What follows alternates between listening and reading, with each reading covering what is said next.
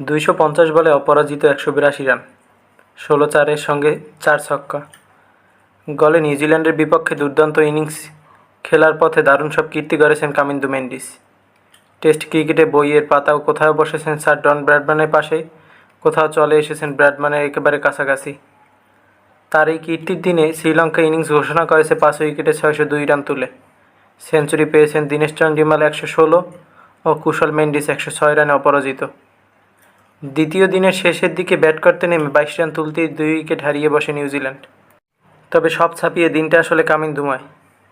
Test ক্যারিয়ারে তার নামের পাশে তখন ৯৯৮ রান। উইকেট থেকে বেরিয়ে এসে রচিন রবীন্দ্রকে মারলেন ছক্কা।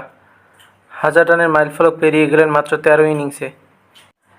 ইনিংসের হিসাবে যেটি দ্বিতীয় দ্রুততম। টেস্ট ইতিহাসে কামিন্দুর চেয়ে কম ইনিংসে ১০০০ রান করতে পেরেছেন দুজনই কিংবদন্তি।